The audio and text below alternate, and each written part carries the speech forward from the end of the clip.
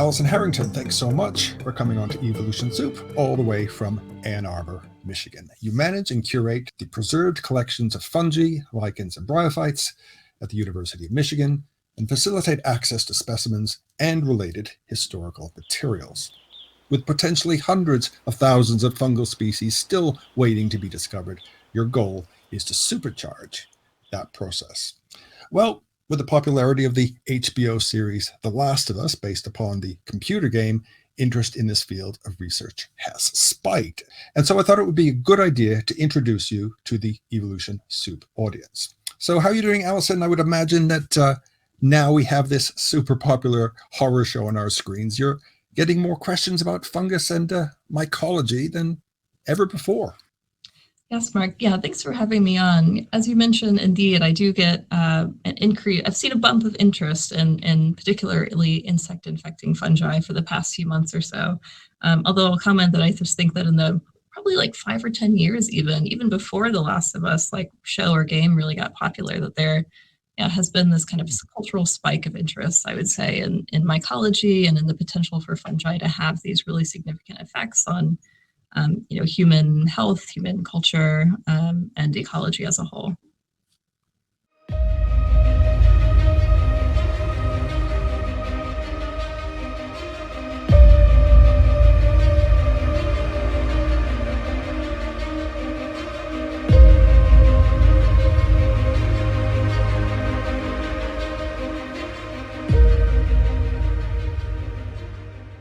Well, before we dig deep into the world of mycology and some of the weird and wonderful species that inhabit that world, let's just hear a little bit about your background. Alison, what drew you to this fascinating and rather unusual world of mycology? Yeah, so I've always been interested in ecology and evolutionary biology, particularly in kind of plant-oriented systems. So that was really my interest when I was younger. However, what I found is that I've always been very drawn to things where there's a sense of a huge unknown, or a lot of gaps that are still kind of yet to be explored. And mycology certainly fills that kind of fills that role for me a lot. And so, where I was growing up in New Orleans, there's not really that strong a culture of mushroom collecting or mycology in general. And so then when I started working in a biology degree in undergrad, I really kind of fell down that rabbit hole a little bit, and started carving out kind of my own space in terms of interacting with mycological communities in that area in the southeastern US. And then towards the end of undergraduate, I managed to kind of pull off getting this really unusual fellowship called the Watson Fellowship, that allowed me to explore the world and work with different communities that worked with fungi in different ways. And what was strange about this fellowship is that, so I wrote this application very oriented towards mycology and mycologists and kind of understanding the interaction of human use of fungi and fungal biodiversity. And so, that really allowed me to take this very driven, self-planned path in which I explored a lot of different work going on globally in mycology. I've studied in Southeast Asia, Southern Africa, and parts of Europe, sort of having these informal internships with people who are either cultivating mushrooms or who are working in fungal biodiversity in the broad sense, or who are mycologists working in collections as well. And from there, I actually met a lot of the people that I still work with today in my career as a mycologist. And just fell deeper and deeper into that rabbit hole. And even as I get deeper into that rabbit hole, again, becomes clearer and clearer just how enormously massive the gaps of the unknown are still in mycology today. The thing that really still draws me in a lot is that, there are only about maybe 150, 200,000 described fungal species, but there's an estimated probably 2 to 5 million fungal species that are actually present out into the world. And so that the scale of that gap, really leaves, centuries of careers in which you can really explore a lot of that unknown and that diversity. Alison, you're the collection manager, Division of Fungi at the University of Michigan. You also work on the characterization of newly discovered species of fungus. So what is a typical week like for you? How do you go about your work, and what tools does it entail? I think that the work that I do can be kind of broken up into a couple of different categories. One is the type of research that I'm interested in personally. And as you mentioned, that's really focused on the discovery and description of new species of fungi, particularly what I'd refer to as microfungi. So fungi that are microscopic for most, if not all, of their life cycle and never really form these clearly identifiable kind of like mushroom-shaped things that you might see out and about. But in terms of what I do in kind of a day-to-day basis, it is really, really focused on the management, the preservation, and the sharing of these incredible biodiversity resources here at the herbarium. So we have, hundreds of thousands of fungal specimens that have been preserved with excellent, data about where they came from, who collected them, when they were collected, that kind of thing. And so this provides an incredible resource that can be used by us at the university as well as other academic or non-academic institutions in order to integrate those specimens into our understanding of the fungal tree of life. Another component that is kind of significant about with the work that we do here is that we have this cryopreserved collection of living microfungi. And these are the type of microfungi that are called curates. And curates kind of have a bad rep in which a particular lineage of curates are quite well known for causing some of the really significant global amphibian declines that we're seeing for the past decade or so. But the majority of them are actually like parasites of algae or saprotrophs, such that they decompose plant material and that kind of thing. And so I'm really balancing this need to share this material with the community so that, again, that we can really work on improving our understanding of this fungal tree of life and of taxonomy and systematics for fungi, while also kind of committing to the concept that we are aiming to preserve these specimens and these resources kind of indefinitely or in perpetuity. So a lot of it also is stewardship of the collections. It may be improving some of the annotations or the taxonomic names on some of these specimens, and sharing all of the data that are associated with them as well. And you do DNA sequencing as well, is that right? Yeah. Thanks for bringing that up. So I think I gloss over it almost because DNA sequencing is so absolutely foundational to a lot of the work that's happening in fungal biodiversity right now. And that's both in terms of kind of uncovering some of the gaps in our knowledge of fungal diversity. And so that often can happen from things like direct environmental sequencing or metabarcoding. And so what people find is that when they take, let's say a soil sample and try and sequence all of the DNA in that particular sample, that a really large proportion of that DNA cannot be assigned to a known fungal species or genus or family or sometimes even order. And so then kind of on the other side of that, when we are characterizing some of these fungi, it is completely, it's very difficult to publish a species at this point in time without also publishing an associated DNA sequence from it. So it's, again, so integral to this process, both the biodiversity discovery, but also characterization, that it's really central to mycology right now. And does that help with going on to phylogenetics and creating a family tree? Right. Yeah. So these DNA sequence data are part of the kind of the core of what we use in order to kind of generate and fill in this fungal tree of life concept. And so certainly morphology or what it looks like either at a large scale or microscopically, those are important features. But because a lot of those morphological features are maybe shared across multiple different lineages of fungi, or perhaps certain lineages of fungi also are just so morphologically minimalist, they don't really provide a lot of information to go on. So yeah, sequence data is really the core of how we're generating these fungal trees of life at this point in time. Well, when we think of the fungus world, we usually think of the mushrooms that we eat or see growing in forests. These organisms are known to be both helpful and harmful to humankind. But just how many species are there in the world? And evolutionarily speaking, where did it all begin? Yeah, so at this point in time, there are about 150 to 200,000 described fungal species. And a lot of that uncertainty is just derived from the fact that a lot of these early fungal descriptions were based purely on morphology. And at this point, as we're kind of translating these morphological species descriptions to the molecular age, it kind of leads to a reshuffling of what we're thinking of as a single species. But that's kind of an aside to Hmm. the biggest problem here, which is that, regardless of whichever number you're using, let's say the 200,000, this is a tiny, tiny proportion of what we understand to be the true scale of fungal biodiversity on Earth. So fungi are found in all ecosystems, every surface that's ever been examined, associated with living plant tissues, dead plant tissues, insects, animals, everything, decomposition. They're in the air, they're in the water. Um, but this enormous gap between what we know are these described species that we've characterized morphologically, hopefully with sequence data, and what we know are existing is absolutely massive. And part of the reason that that enormous gap exists is that historically there have been a lot of misconceptions about what fungi actually are. And there's also some kind of intrinsic features of fungi that have made them really difficult to characterize formally.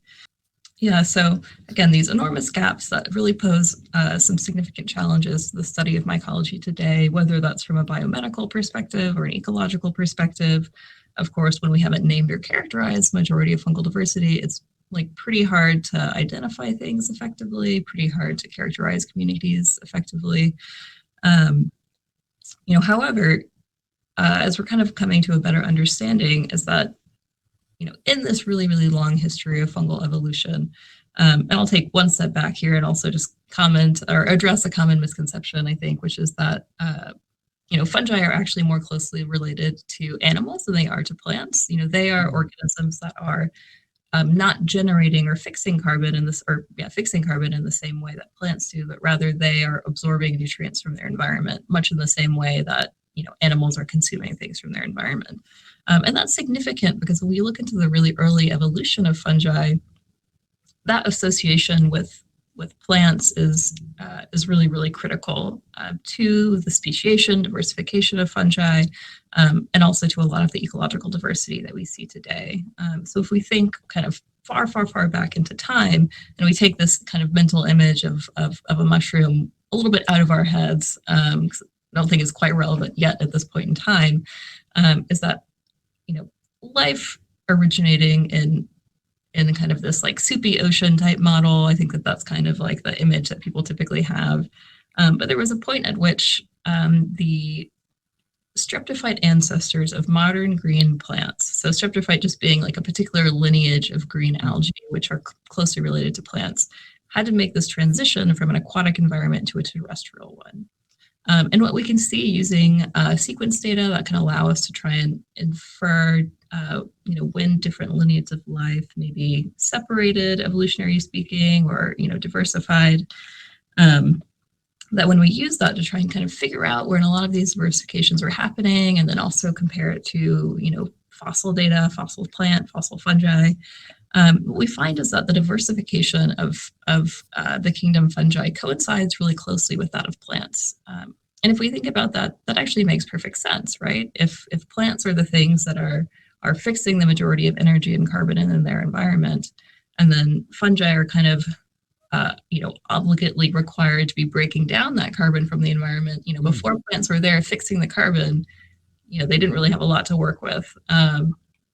And of course, on the other side of that is, this carbon's getting fixed. Well, where's it going? Fortunately, we have these microorganisms, these microbial fungi that are able to break down those really complex substrates and then reintegrate them into the kind of carbon cycle and nitrogen cycle and those kinds of things. And so, we're talking about The Last of Us in this context of, the fungi interacting with animals in the broad sense, so insects, humans. But really the bread and butter for fungi, and I mean that in a vaguely literal sense, is it's really focused on plants. This is really where the core of these symbioses, the core of these ecological and metabolic traits have really originated, is from these interactions with plants, not actually animals. Okay, let's talk about the relationship that fungi has with other living organisms. The general belief is that fungi must be closer to the plant kingdom than to the animal kingdom, as you've said. So where do we find the fungal line on the tree of life? This is a very common misconception, and it is not a particularly surprising one, right? If we consider something like a mushroom, you're walking out in the forest, certainly it's going to, by virtue of the fact that it is fully stationary and kind of has these root-like structures, may superficially resemble plants more than an animal. However, when we look at the other kind of cellular characteristics of these fungi, about the role that they're taking in the environment, as well as their sequence data, it's really clear that fungi as a kingdom are, in fact, much more closely related to animals than they are to plants.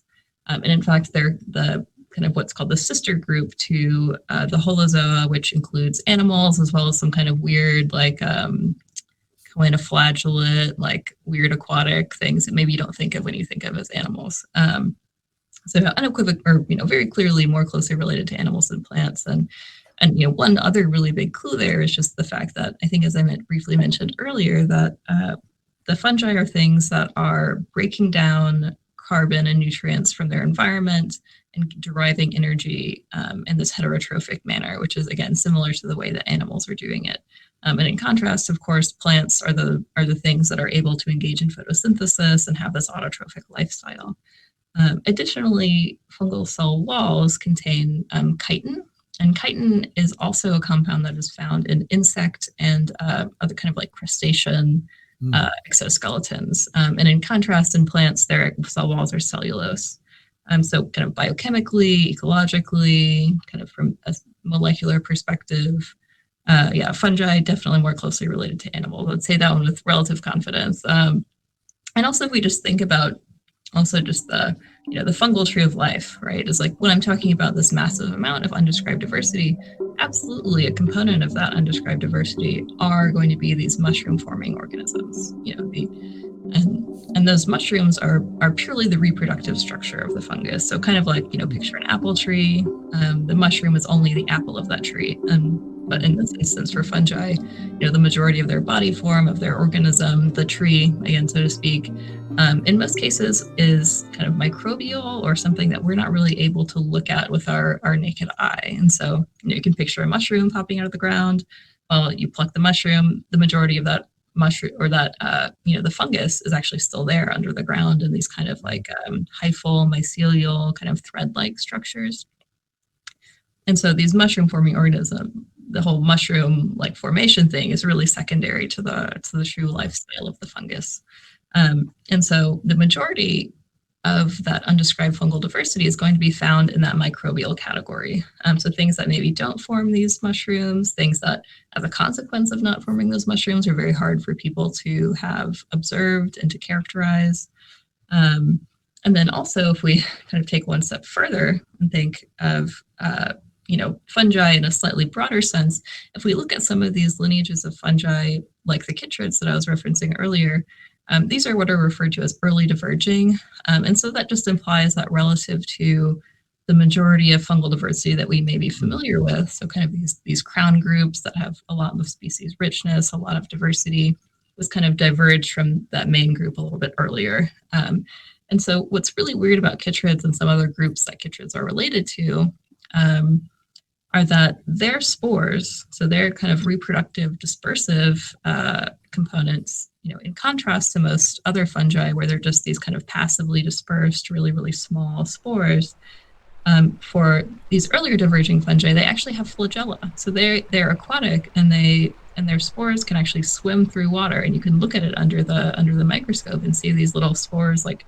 kind of swimming around, bopping around under the microscope. And so they're definitely more animal-like in that sense. Definitely, certainly more animal-like in that context. That being said, there are actually certain life stages in ferns that also have flagella. So it's not an exclusively animal or fungal characteristic to be able to have your spores swim around. But yeah, another consequence of the fact that fungi are more closely related to animals than plants, perhaps unintuitively, is that it makes it really, really difficult to treat fungal infections in animals and humans and animals more broadly. And so if we think of like an antibiotic in the classic sense of it, or an antibacterial, we have a lot of antibacterial compounds. So, ranging penicillin, everything from there onwards are pretty good repertoire of antibiotics, although of course overuse is leading to some loss of efficacy there. but unfortunately really don't actually have that many antifungal drugs. And that's partly because, these drugs have to be targeting something in the cell, damaging it, preventing it from reproducing or preventing it from continuing to be able to, produce or use energy. And so as a consequence of fungal cell compounds and cell structure and, genome being more similar to that of animals, the risk is that something that is going to be harming or damaging that fungal cell is also going to have this higher risk of harming or damaging animal cells that are hosting it.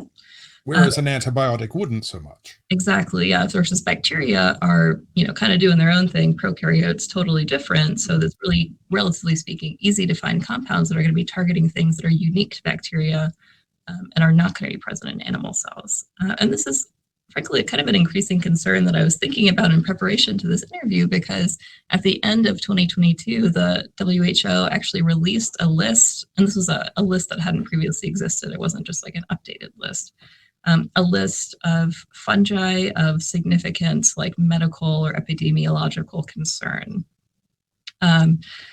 And part of why, I think these are popping up on this list is, one is that we know we really don't have great antifungals that will treat a lot of these fungi. And secondly is that as, things like COVID or, untreated diabetes or other kind of infections that reduce the efficacy of the human immune system, it really allows some of these infections to take hold, which then become incredibly difficult to treat. And this is partly kind of one thing that I noted looking at that list is that a lot of the fungi on that list are not things that we would think of as being animal pathogens.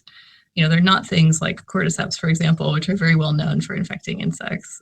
Instead, they're these kind of opportunistic, ubiquitous, in every soil that you're ever going to look, you're going to find some of these fungi.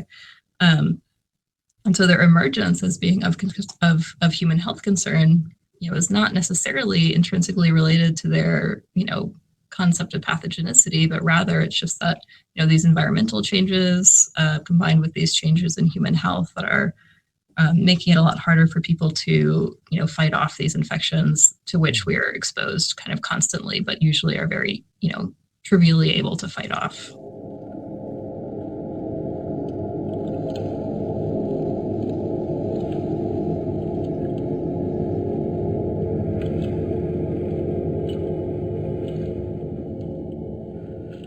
We know from The Last of Us that some species are parasitic, invading, and seemingly controlling the behavior of a host body, usually an insect. The focus of the game and the HBO series is an existing species known as Cordyceps. So, how does a species like Cordyceps operate? And are these fungi really controlling the behavior of other organisms? Yeah, so certainly the cordyceps that are being referenced in The Last of Us, is referencing a real fungal organism. And so this is actually kind of a broader family of many different species of insect infecting fungus in the family Ophiocordyceps. And there are two main groups of kind of fungi of consideration in these class of things that are infecting insects and seemingly altering their behavior some way. One is this cordyceps, and these are in this order called the hypocreales, super diverse. Not all of them are insect pathogens at all. And then the second group is really, really, really distantly related, like, as distantly related as like a cat is to an ant. And so this is in the Entomophthalales, and this is, again, totally, totally different group. And yet they both have kind of converged on certain similarities in the way that they're infecting the host and then, again, altering the host's behavior in order to improve the fungus's ability to disperse and survive. And so I actually brought an example of the most classic kind of cordyceps. And so this is an example of an insect infecting Ophiocordyceps. And so here we can see first off that it's quite large. And so what we're actually seeing is that this section right here, just this part, is actually like the mummified corpse of a caterpillar that the fungus infected. And then from here all the way up to here is the fungal reproductive structure. And so it, infected this caterpillar probably when it was buried underground and then like shot up this, Wow. insert of a mushroom. Can you get that close to the camera? Yeah, I can try. People will want to see the mummy, the mummified Yeah, corpse. so here, we've got this Yeah. mummified caterpillar in this little zone, which is only kind of the minority of this whole specimen as a whole. And then once we kind of travel upwards, this is the zone that the fungal spores, which are their kind of reproductive things, which would then infect other insects, are being produced separately, kind of on this stalk. You'd kind of find it like sticking out of the ground or something like that, almost like a flag. And Right. otherwise, you basically never find the infected caterpillar corpse, as it were. But however, cordyceps also actually infect a pretty broad range of insects. So, ants are pretty well known. I think they showed up in like a Planet Earth special with the zombie ants, always kind of a fun topic. But they also infect things like, spiders and moths. But usually those are going to be kind of like their own genera. I mean, they're all of this family that we can kind of casually refer to as cordyceps, but, Quercitella is infecting the wasps, and Gibellula is infecting the spiders, and that kind of thing. But then if we kind of shift into this other group of fungi that are acting or kind of behaving in a similar way, I'd say that the best known example of that group is Mesospora. And so this is a fungus. There are a couple of like particularly weird things about it, and I bring it up primarily because in terms of the way that it affects the insect's behavior, it's probably kind of closer to what people are interested in or what people find interesting about cordyceps. And so Mesospora like infects cicadas, and what it does is that it basically will like infect the abdomen of the cicada, cause it to almost like get replaced with a ball of fungal spores instead of an abdomen. But the cicada is still alive. And so it's still like running around, engaging in normal cicada behaviors, and as well as some modified cicada behaviors, like some that like signal to other cicadas that it is like sexually receptive, and thus but when other cicadas will attempt to approach it, they then contact the spores and then get infected.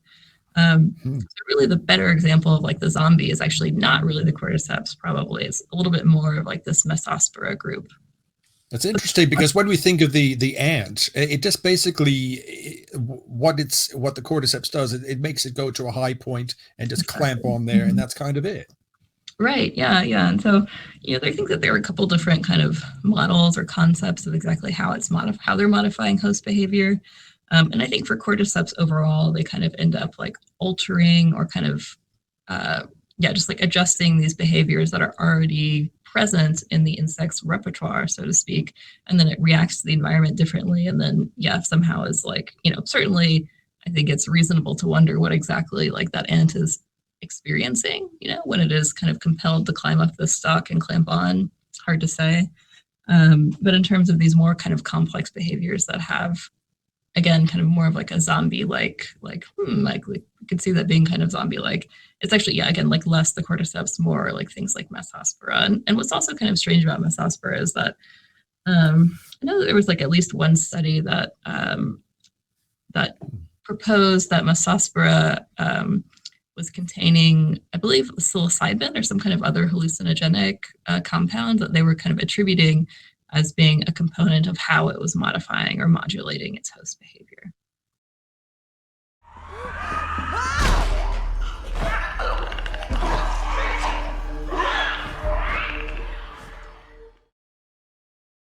Alison, I just have to ask you, what is your take on The Last of Us, the idea of a mutated form of cordyceps taking over human behavior? Is this feasible or is it far-fetched? So I guess let's first comment on the feasibility question. And I would say that I'm a big fan of like the never say never kind of approach, especially when it comes to evolution, because crazy things have happened. However, on the list of things that I would be concerned about, it's so far low on the list that it like doesn't even show up. Just because, a lot of these kind of as I maybe have commented, that this concept of cordyceps really refers to this larger family. And what we often see within particular genera in that family is that there's a high degree of host specificity. right? So a certain genus is only going to be infecting, only moths or only wasps or only ants usually. And there's certainly some exceptions to that, but that's the trend. And so thus it first off would be very difficult for to imagine like anything that has this really kind of obligate in terms for its like reproductive success, like relationship with a particular host to make a massive host jump, as if, towards something like humans or mammals, even in general. Profoundly unlikely that like the capacity to infect would even be there. If you, just think about, the body temperature would be a big issue. Infection pathway would be, really everything that is different between an insect and a human would prevent a very significant barrier for infection to begin, first off. And another thing is that humans, or not humans specifically, but kind of mammals in general are for a few reasons, actually generally like really good at fighting off fungal infections. And that's partly because a lot of the compounds that you can find on the exterior of fungal hyphae are extremely immunogenic. So they induce these really, really strong kind of rapid immune responses that will then, prevent the infection from getting hold. And of course, there's kind of like the second part of that of, okay, let's imagine if an infection could occur, would it be able to affect like behavior in that significant a way? Obviously, mushrooms affect human behavior, in both just in terms of, I don't know, cultural interest, I guess, but then also, the well-known hallucinogenic, fungi that are also becoming more and more acknowledged for their ability to help people process trauma or work through depression and things like that. So I think that there's a lot of potential there, but at the same time, it would be very difficult to translate the way that would be affecting the human brain, A, to being caused by a systemic infection, and then B, that it, I don't think that psilocybin is particularly well known for causing violence and things like that. So all of it is, I would say, very implausible, and that the things that I would consider actually of concern are often these kind of emerging opportunistic infections that were actually highlighted by the World Health Organization, I think in October 2022, as being these kind of organisms that we should be like watching out for and trying to make sure that we have the capacity to treat. And generally speaking, none of those are going to be cordyceps, or none of them are cordyceps. And they're overwhelmingly things that like don't even particularly infect animals. Rather, they're these, environmental organisms that are everywhere. And then when people who are immunocompromised or have, uncontrolled diabetes or severe COVID infection, et cetera, are infected with it, they lose the ability to fight it off. So certainly emerging fungal infections are of concern. But cordyceps is not even remotely close to being on that list, or really anything particularly cordyceps-like.